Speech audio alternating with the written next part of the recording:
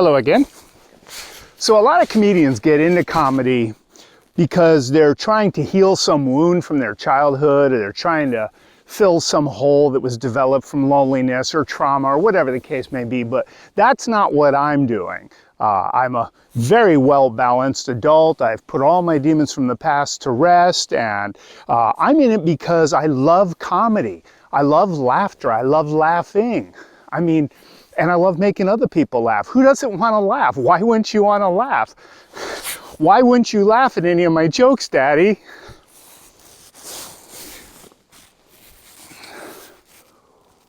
One thing I did bring from childhood that is useful in doing stand-up comedy is this switch in my head where I've learned that to shut off caring about something when I need to. And I know that makes me sound a little bit like a sociopath, and I don't have the education in the psychological arts to confirm or deny my sociopathy. However, let me at least explain by way of justification where this came from. I was a very sensitive, small child. In fact, one of my earlier memories is screaming hysterically because I thought that the bobcat was going to catch the Arctic hare in some television show my family was trying to watch. And I could not accept that I lived in a world that could be so cruel and awful. So I had to thicken my skin up. Helped along, of course, shortly thereafter when somebody asked me, would you like to give your mother a nice, soft rabbit pelt? And I was like, yeah, sure. And they're like, all right, if you want to help me clean these other pelts up, you can have one of the finished ones to give to your mother. And I was like, that sounds great. So they opened a cardboard box and took out what looked like a collection of puppets or Muppets from Nightmare on Elm Street. What you got to do, the guy told me, is you put your hand in here and then you use your knife like this to scrape down the skin. And then when we get all the goo off of there and all the bad smelling stuff off of there, then we'll treat what's left and you can have one to give to your mother. And I was like, okay.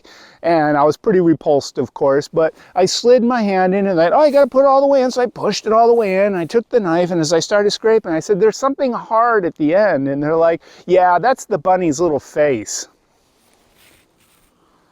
And that's why I developed this switch, so that I can turn off caring about something long enough to get it done. And it's come in very handy. When I hit high school and I would get test taker anxiety, I'd flip that switch and be like, I don't care, it's just a test, it doesn't mean anything. And that would allow me to relax enough to access all the information I needed to do well on the test. And it's handy in many different aspects of life. If you don't like me, I don't care. Unless you like me, in which case, can we be besties? You know? If my girl didn't love me, I don't care. Unless she loves me, in which case, oh, please marry me and stay with me forever. And when you get up in front of an audience that you don't know those people, and you have this material that you want to share and stand up, you're like, I don't care if they like me or not. I don't even care if they laugh until you're done. We've been getting a lot of snow this year, finally. Just in time, if you ask me. Iditarod starts this coming Sunday, and we have not had significant snow here in Anchorage for the beginning of the Iditarod for several years now. We've had to truck it in order to have the ceremonial start of the Iditarod.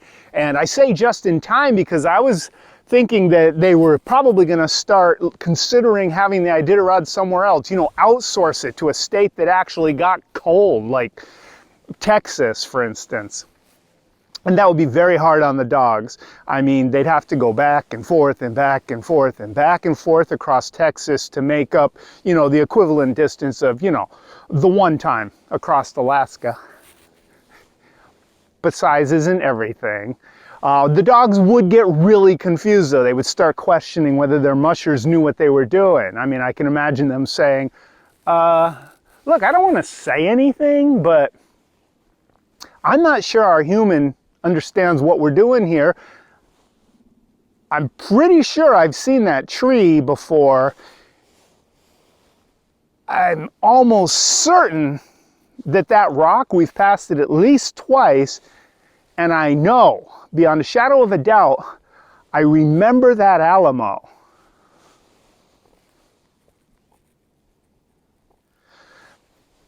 So I'm glad that we have all this snow so that we can have the Iditarod here. But even if we did have it in the lower 48 somewhere, the dogs would get used to it eventually. It's just that new things are tricky. They're confusing. I mean, like this comedy that I'm trying to do. It's new to me, so I'm still working it out.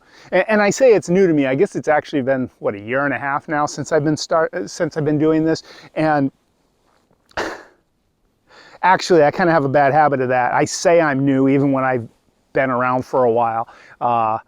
See, I learned this because people are more generous and kind and patient if they think you're new at what you're doing. I've been new at every job I've had for the last 30 years. When I was in Chicago as a much younger man, I waited tables, and sometimes I would always say I was new. Old ladies like, "Excuse me, young man, in this gravy, is there dairy cream in this gravy?" "Oh, I do not know, ma'am. Let me go ask the chef. I'm new here." "You're not new here. We had my granddaughter's 9th birthday here, and you were our waiter. She's the one that drove us here tonight." Oops. "I'm sorry, ma'am. I feel new here sometimes is what I meant." Wait a minute. 9 and she drove. That would have to be like 6 years, right? I haven't been working here 6 years. "Oh, well, pardon me. I'm still sort of new at this mathematics." Touche, old lady, touche. Feel free to borrow my calculator when it comes time to figure out what 20% of your bill is. I never got 20%. You guys, thank you so much for hanging out with me today. I really appreciate your being here.